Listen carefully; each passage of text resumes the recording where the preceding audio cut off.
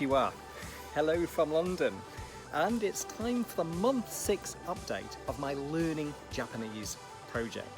First of all, if you're new to the channel, welcome. I'm Dr. Gareth Popkins. Here we talk about language learning in all its forms.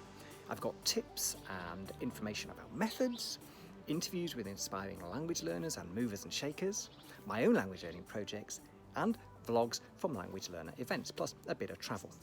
If you haven't yet subscribed for the vibe, please do, and you can get my free language learning method webinar training by following the link underneath this video.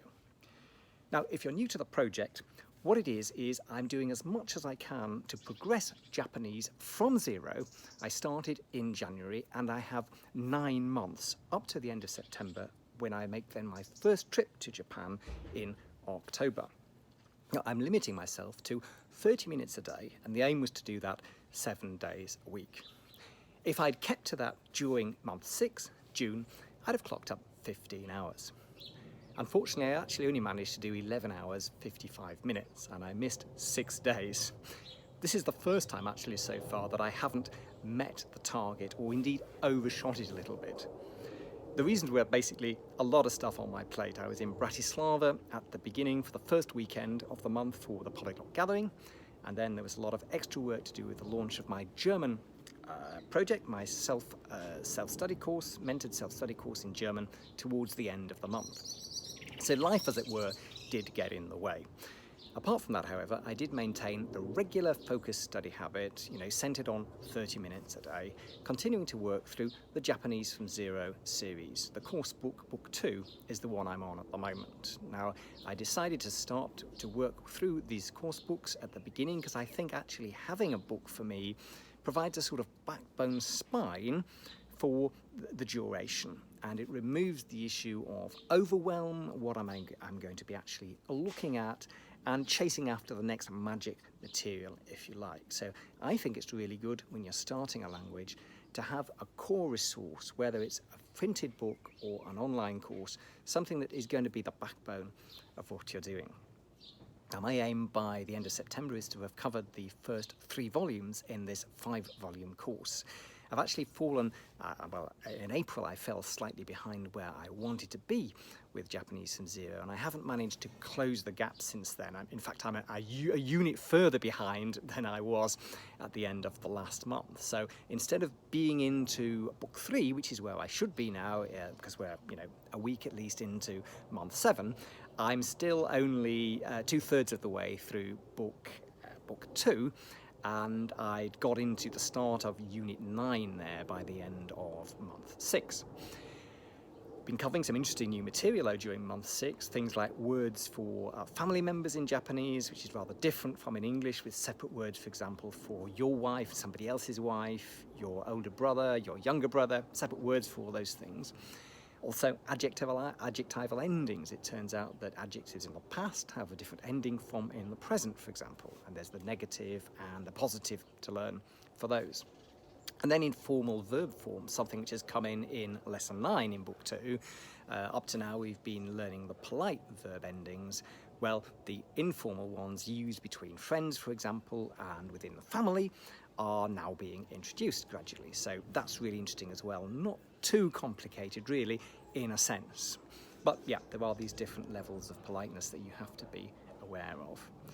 Now, much as I've been enjoying going through the book so far, I am a bit worried that I haven't been internalising the material enough. Not enough recall practice. Although I'm doing the exercises that are in the book, I decided that I wanted to go back to actually flashcarding, a method I used to use a lot in the past with my language learning, but I've used much less in my most recent projects, for example, with the Basque.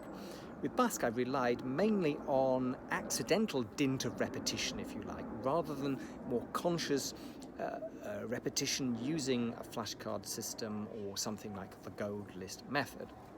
And I'm actually regretting this now because I think I can speed up the rate at which I'm internalising vocabulary if I am more conscious in my attempts to recall it and to test myself. So I'm going to be doing that now and really focusing on doing that with the Japanese from Zero materials for the remainder of this project. At least that's the plan. I haven't really used many other materials at all this month apart from the Pimsleur course. The Pimsleur is audio only. I didn't like the audio resources that are available online for Japanese from zero, so during, I think it was back in month 5 now, month 4 even, I got the second half of level 1 of the Pimsleur audio only course, and I continued in month 5 by buying the electronic version, the app, for level 2, and I've now finished level 2. So at the moment I'm actually reviewing level 2, and I'm going to go back and review level 1 part B, and I've also now got the CDs for the first half of level 1, so I might be using that to consolidate as well.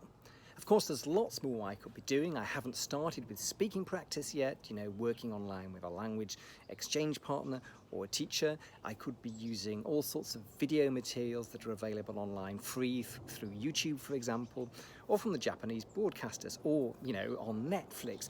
But the fact is, I'm only willing to give half an hour a day to this project, and therefore an opportunity cost sets in, particularly as I'm already doing extra work on my commute, previously using Anki, now using the flashcards, and that's time that I was previously using for working on German and reading German and working on Basque as well, so there's always a trade-off. Some good news for me is that during the second half of July and the first half of August I should have a bit more time, and I'll be reporting on that pretty soon, either in the next monthly update or even before that, whether I'm going to be able to use this extra time just for a month to increase the amount of my day which actually goes on this project. I'll keep you in the loop on that as things happen. Finally, the other bit of good news is that I've actually bought the tickets to Japan now, the flight. I've had the tickets for the Polyglot Conference in October, the reason for my starting this project at this point, for ages, but I hadn't actually bought the air ticket. So I've now done that, and I fly in to Fukuoka, where the conference will be in the south of Japan, in the middle of October from Hong Kong, where I'll be doing some work with the day job first, and then I'm flying on out of Tokyo, so travelling up through Japan after the conference at the end, towards the end of October. Nothing else apart from the conference is actually booked yet, so if you've got ideas of things I should be visiting, do let me know in the comments below. Similarly, if you're a beginner in Japanese and you have any questions about my experience, or you want to share your tips and your experience, let me know in the comments below. And old hands, we'd like to hear from you as well. Well, look out then for the next update on my Japanese project, and if you're watching this as it goes out, then the next video on the channel on Thursday will be day 4 of the Polyglot Gathering from Bratislava, so look out for that. Thanks a lot for watching.